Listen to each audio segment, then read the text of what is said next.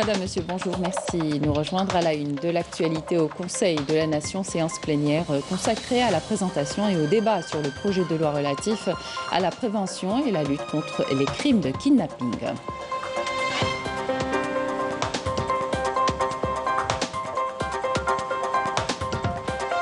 La situation épidémiologique en chiffres, on reviendra également sur le travail des associations d'aide aux personnes malades dans ce journal. Sport, le Mouloudia d'Alger s'est envolé ce matin pour le Bénin pour affronter l'équipe béninoise dans le cadre du premier tour préliminaire de la Champions League. Et puis portrait à la fin de cette édition sur l'artiste Mustafa Hadden dans son atelier situé à Bousmaïl. Bienvenue à tous. Nous entamons cette édition avec l'actualité parlementaire. Au Conseil de la Nation, le ministre de la Justice, garde des Sceaux, Belkacem Zermati, a présenté ce mercredi le projet de loi relatif à la protection et la lutte contre les crimes d'enlèvement devant les membres du Conseil de la Nation, et ce lors d'une plénière présidée par Salah Goudjil, président par intérim du Conseil, en présence de la ministre des Relations avec le Parlement, Besma Azouar. Zermati a affirmé dans ce cadre que ce texte de loi vise à adapter la législation nationale au développement du crime sous toutes ses formes, soulignant que les crimes d'enlèvement, un phénomène étranger à notre société et contraire à nos valeurs, figurent parmi les crimes les plus dangereux auxquels fait face le monde aujourd'hui. Élaboré en 54 articles, le projet de loi prévoit une batterie de mesures, notamment la mise en place d'un système informatique national sur les crimes de kidnapping en vue de faciliter le travail des organes chargés de la prévention. Le ministre de l'Intérieur et des collectivités locales, Kamel Beljoud, est en visite de travail aujourd'hui à Skikda. Kamel Beljoud s'est rendu dans les communes de Ain Bouzienne et El Harouch, affectées par le séisme qui a frappé la région. Nous reviendrons bien sûr avec plus de détails sur cette visite dans nos prochaines éditions. Le Moudjahid et ancien président de l'Assemblée populaire nationale, Saïd Bouhadja, est décédé ce mercredi à l'aube, à l'âge de 82 ans, à l'hôpital Mustafa Pacha d'Alger, des suites d'une longue maladie. Plusieurs fois Mohafed au sein du parti du Front de Libération Nationale. Le défunt était membre du bureau politique de ce parti des années durant jusqu'à sa dernière composante en août dernier. Il a été député du FLN de 1997 à 2002 avant d'être élu président de l'APN en 2017. Son mandat controversé durera une année, soit jusqu'à octobre 2018.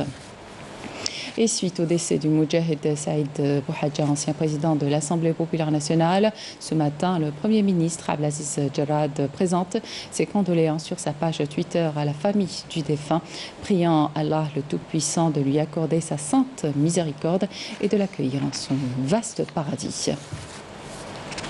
Et toujours suite au décès du Moudjahid Saïd Bouhadja, ancien président de l'Assemblée populaire nationale, ce matin, le général de corps d'armée Saïd Chengriha, chef d'état-major de l'armée nationale populaire, présente en son nom et au nom de l'ensemble des personnels de l'ANP ses sincères condoléances et sa profonde compassion à la famille du défunt, priant Allah le Tout-Puissant d'accorder au défunt sa sainte miséricorde et de l'accueillir en son vaste paradis parmi les martyrs et les valeureux saints, et d'octroyer sa famille et ses proches tout le courage et la force en cette dure épreuve. À Dieu nous appartenons et à lui nous retournons.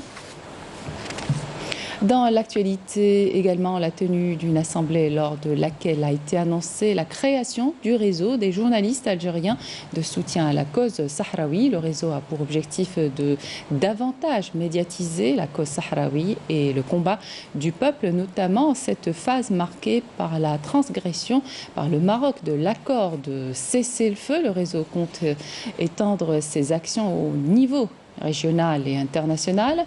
Sont présents à cette rencontre les membres du réseau créé, l'ambassadeur de la RAST à Alger, le DG du Centre national des études stratégie globale, des universitaires et bien entendu des journalistes de la presse algérienne écrite et audiovisuelle, publique et privée, membres du réseau de soutien venus des 4 coins de l'Algérie.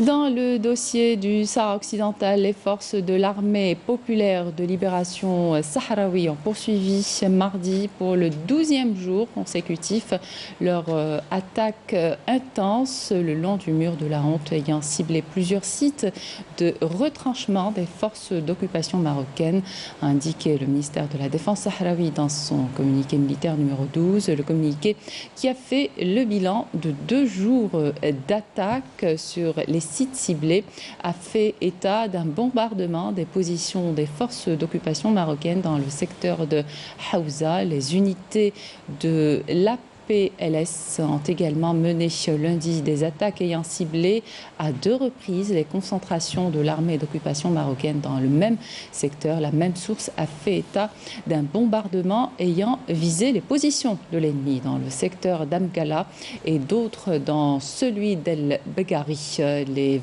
vaillantes unités de l'APLS sont déterminées à poursuivre la destruction des bastions des envahisseurs le long du mur de l'humiliation et de la honte, a poursuivi le ministère de la Défense sahraoui. Dans son communiqué, l'armée populaire de libération sahraoui avait lancé des attaques intenses le long du mur de la honte, ayant ciblé plusieurs sites de retranchement des forces d'occupation marocaines après la violation marocaine de l'accord de cessez-le-feu, en ciblant les civils sahraouis sans défense qui manifestaient pacifiquement devant la brèche illégale d'El Gergerat. La situation épidémiologique en Algérie à présent, 1133 nouveaux cas confirmés de coronavirus, 649 guérisons et 15 décès. Dernier bilan communiqué hier par les autorités sanitaires. Pour plus de détails, je vous invite à écouter le porte-parole du comité scientifique de suivi de l'évolution de la pandémie du coronavirus, le docteur Jamel Fourar. Avec la notification de 1133 nouveaux cas, l'incidence au cours des 24 dernières heures est de 2,6 cas pour 100 000 habitants, sachant que 12 wilayas n'ont pas déclaré de cas durant les 24 dernières heures, 14 wilayas ont déclaré entre 1 et 9 cas et 22 wilayas ont déclaré 10 cas et plus. Pour ce qui est des décès, nous avons malheureusement enregistré 15 nouveaux décès au cours des 24 dernières heures, alhamdoulilah. Pour ce qui est des nouveaux cas enregistrés au cours des 24 dernières heures, leur nombre est de 575 nouveaux patients. Les patients guéris à ce jour, leur nombre est de 50 070 patients guéris, dont 649 au cours de 24 dernières heures. Pour ce qui est des soins intensifs, nous avons actuellement au niveau de nos hôpitaux au niveau national 37 patients intubés en soins intensifs. Et pour terminer, nous disons toujours le même message, nous passons toujours le même message, surveillez votre santé et protégez les autres. N'oubliez pas de respecter scrupuleusement les règles de prévention, l'hygiène des mains, la distanciation sociale et surtout le port de masque obligatoire en tout lieu et en toutes circonstances.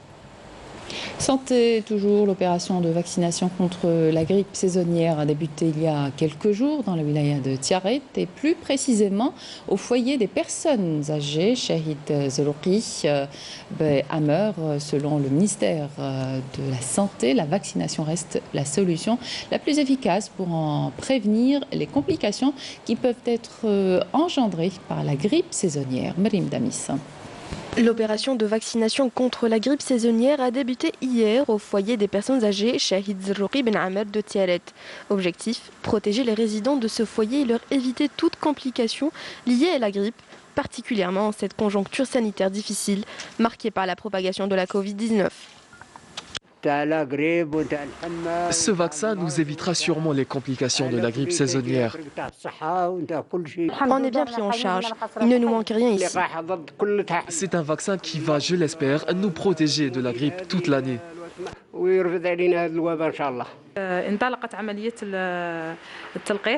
La campagne de vaccination contre la grippe saisonnière 2020-2021 a débuté depuis quelques jours déjà. Elle a touché plus de 60 personnes âgées de ce foyer. Cette campagne de vaccination touchera également plusieurs centres de protection de l'enfance en détresse et des foyers de personnes âgées de la wilaya. Une stratégie qui relève des ministères respectivement de la santé et celui de la solidarité.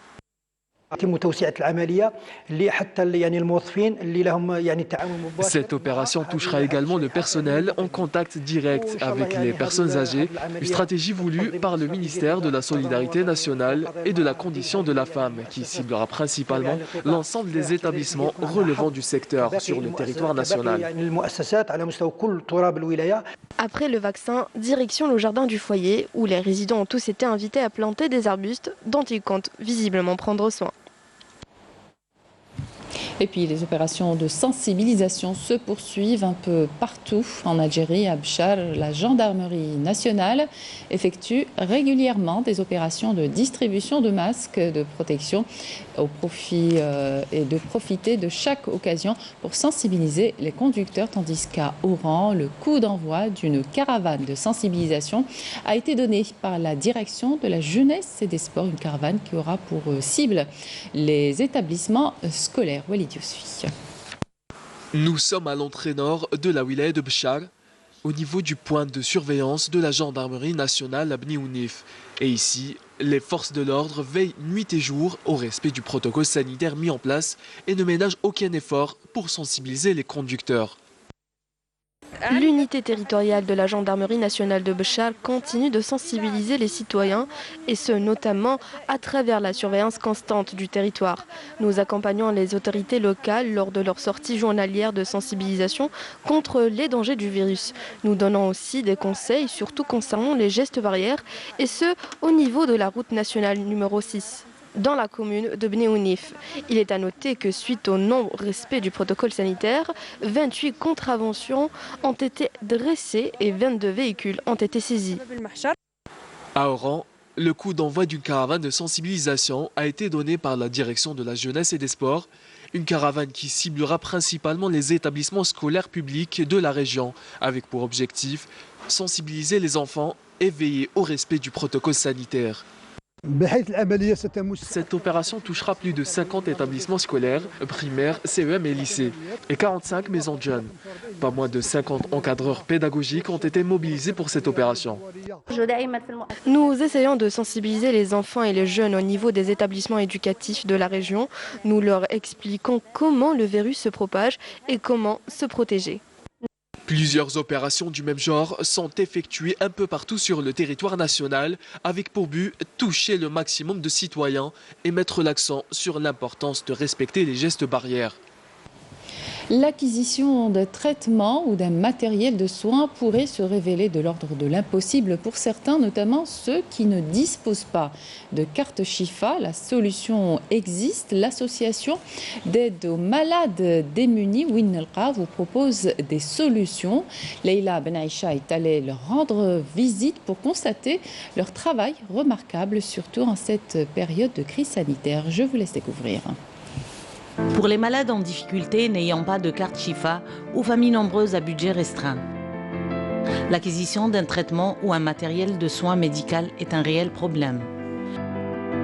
Winnelqa, une association nationale d'aide aux malades, une vraie lueur d'espoir pour cette tranche fragile de la société.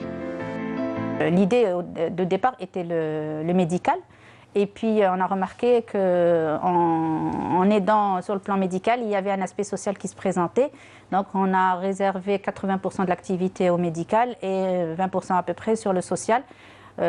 Puisque par moment on est obligé, on trouve les gens dans des conditions un peu difficiles, on essaye de les aider un petit peu sur ce plan. Médicaments, équipements médicaux, denrées alimentaires, habillements, couvertures, les dons se multiplient. On s'adapte à la situation avec une organisation rigoureuse, un partage des tâches entre les membres de l'association. Certains médicaments sont en très bon état avec des dates de péremption très lointaines. On fait le tri puisque c'est les pharmaciens qui le font. On essaye de les garder de côté puisqu'on a des membres qui n'ont pas de carte Chifa ou bien leurs revenus sont très faibles. On leur demande de faire un dossier qui prouve sa nécessité et on essaye de lui donner le traitement nécessaire qui est aussi donné par un pharmacien. Donc tous les actes qui sont d'ordre pharmaceutique sont faits par les pharmaciens. Nous tenons à ce que ça se fasse pour rester dans le cadre de la déontologie et dans le cadre de la loi en vigueur en Algérie. Le malade demandeur d'aide devrait répondre à un profil déterminé. Une fois la requête accordée, il doit fournir une demande accompagnée d'un dossier.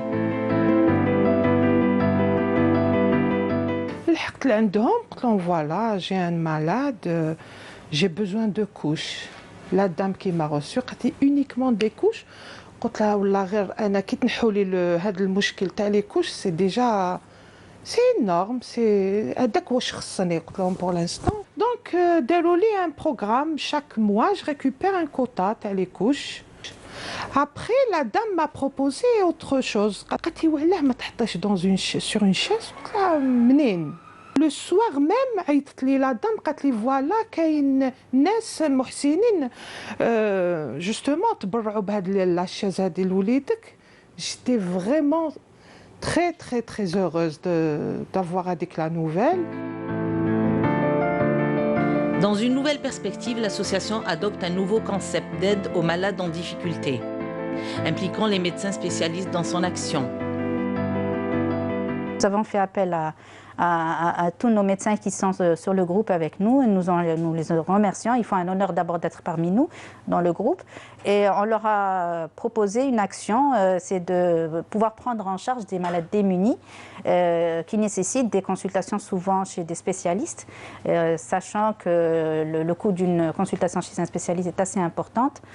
Alors, ils nous ont donné des cartes, comme vous voyez ici, c'est des cartes de visite des médecins. Et derrière, nous mettons notre cachet Winelqa. Donc, il vient chez nous, il présente son dossier et on lui donne cette carte qui lui permet d'aller faire sa consultation gratuitement. Quand le médecin voit ce malade, on sait très bien que par moment, il ne peut pas acheter ses médicaments. Donc, il vient avec l'ordonnance qu'elle lui a présentée et nous essayons, nous, selon nos disponibilités et selon nos moyens, de lui donner un début de traitement qui va lui permettre de commencer son traitement jusqu'à nouvel ordre. Après 3 années d'exercice sur le terrain, Winelqa envisage d'élargir son champ d'action et ses missions à travers le pays, en comptant bien sûr sur la générosité des bienfaiteurs.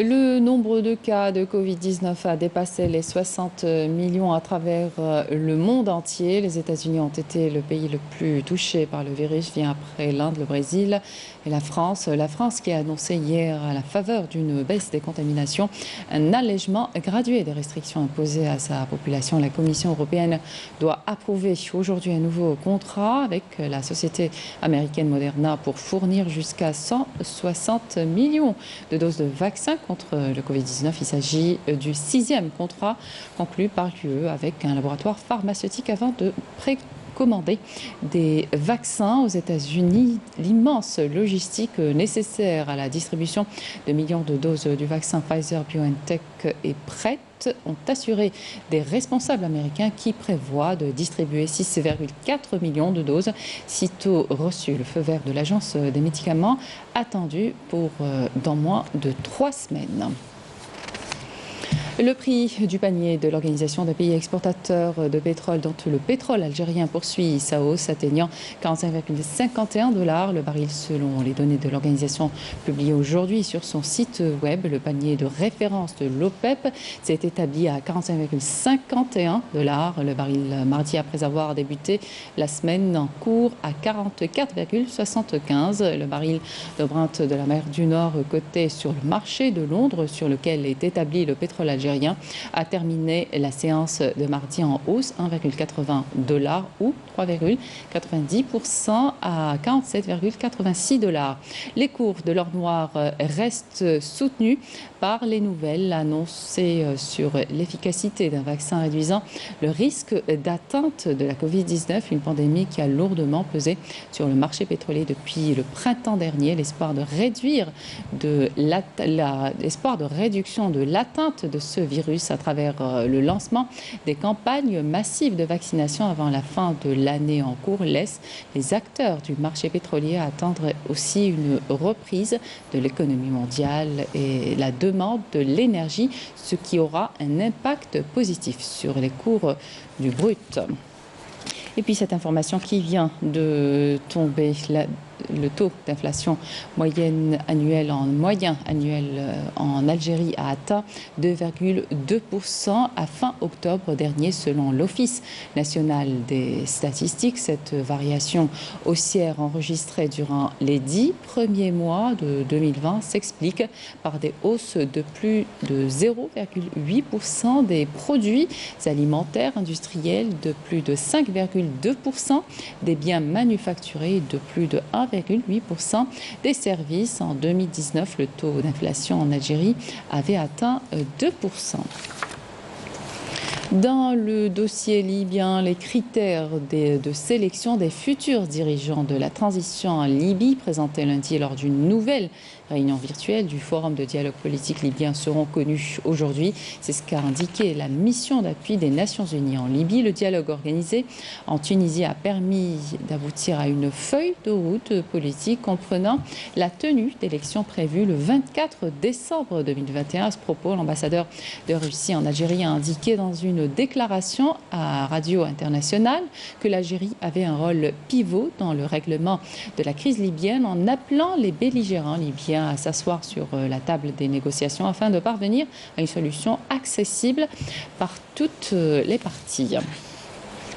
Les appels à la médiation et à la protection des populations civiles du Tigray se faisaient plus pressants hier au deuxième jour de l'ultimatum donné par le Premier ministre éthiopien Abiy Ahmed aux dirigeants de la région dissidente pour se rendre. Le Conseil de sécurité de l'ONU a tenu hier sa première réunion consacrée au conflit au Tigray en Éthiopie qui a fait fuir plus de 40 000 personnes vers le Soudan voisin sans produire de déclaration commune. Interrogé sur les hésitations qui semblent dominer au Conseil de sécurité sur le conflit, le porte-parole de l'ONU, Stéphane Dujarric, a souligné que l'Union africaine était en première ligne dans les efforts internationaux et que le secrétaire général soutenait cette approche. Human Rights Watch appelle l'ONU à déclencher une enquête sur les violations des droits humains et la discrimination envers les groupes ethniques.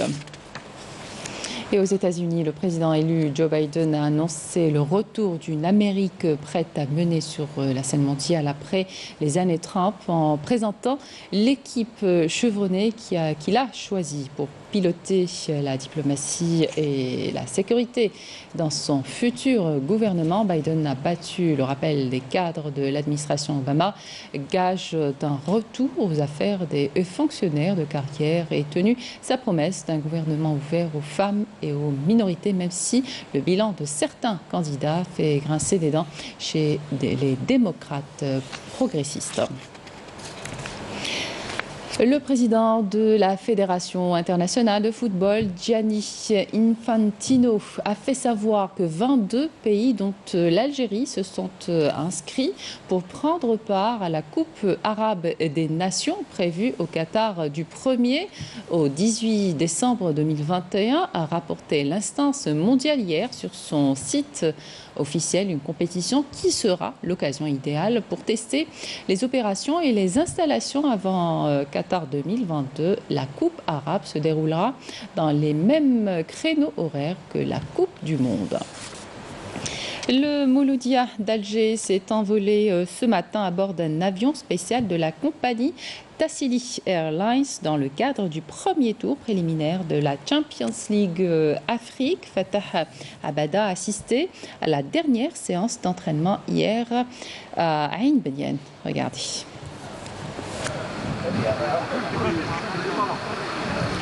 Après plusieurs matchs de préparation et une victoire symbolique lors du tournoi Smaïn Khabatou, les poulains du coach Nebil Nriz se déplacent au Bénin avec un moral au beau fixe, décidés à relever le défi et à réaliser un bon résultat qui leur permettra de recevoir au match retour les Béninois du Parcou dans les meilleures conditions. En général, il y a une grande envie, une grande motivation de la part de tous les joueurs pour déjà entamer la compétition et cette aventure africaine qu'ils ont envie d'aller très loin dans cette compétition. Les joueurs sont conscients de la tâche qui les attend.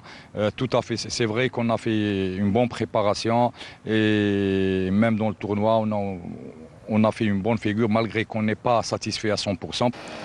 Malgré les aléas circonstanciels de cette crise sanitaire de Covid-19, les Mouloudiens semblent s'être adaptés à ces conditions, notamment sur le plan physique où le staff technique a su gérer les nombreuses coupures de certains joueurs en adaptant le rythme de travail de façon individuelle, pandémie oblige.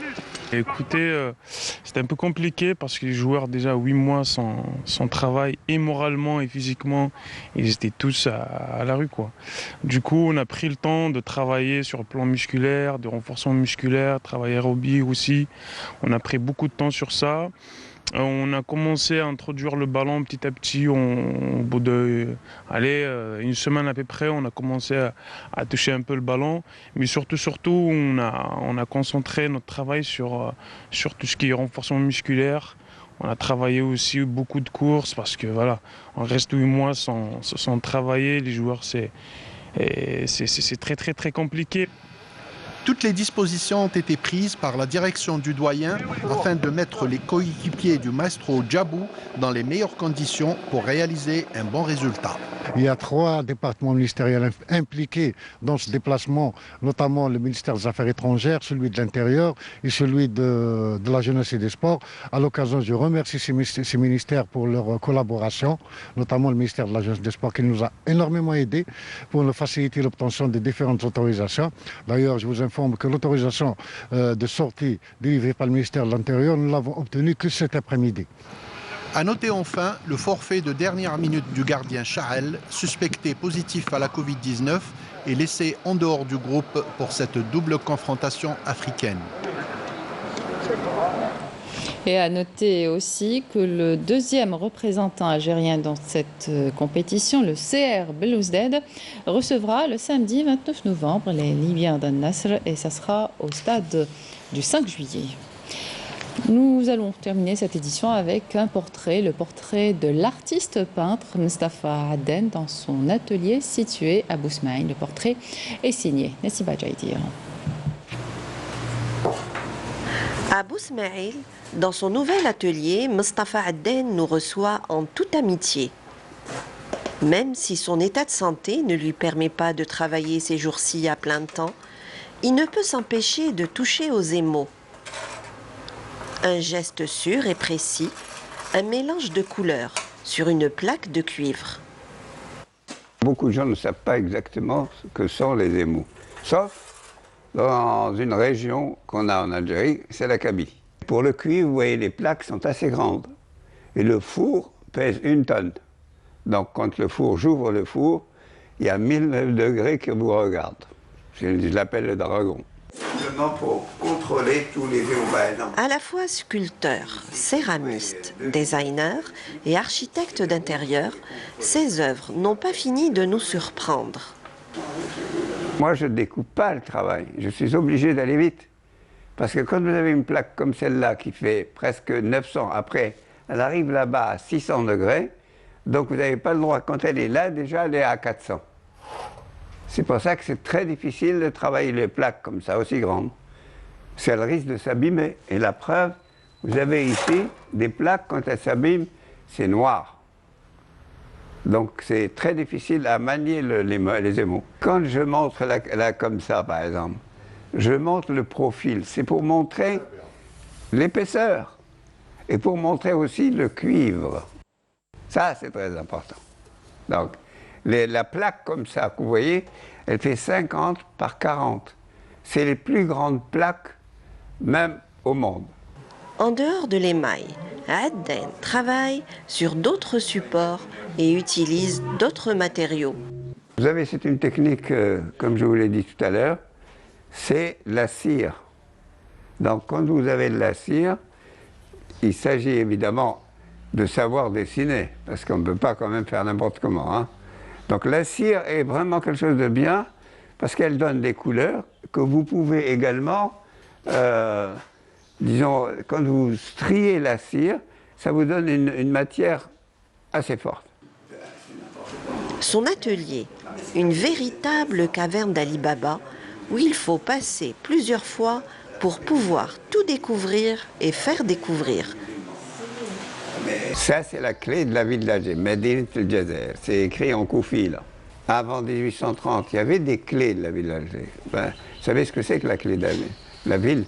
C'est qu'il dit, quand tu arrives à un souverain, ou à l'époque, on lui donnait la clé, comme si c'était à lui la clé. C'est une forme une symbolique. Et après 62, jusqu'en les années 70-80, on m'a demandé de créer la clé de la ville d'Alger exactement comme l'autre. De son atelier à son jardin, où il prend le temps de se reposer en compagnie de son épouse. Une manière aussi de se ressourcer et continuer à créer avec un égal bonheur. Des décennies de travail où Mustapha Adden a toujours donné le meilleur de lui-même. Ce plasticien a bel et bien marqué de son empreinte l'art moderne algérien. Ainsi s'achève cette édition. Merci de votre attention. Excellente suite de programmes sur Canal Alger.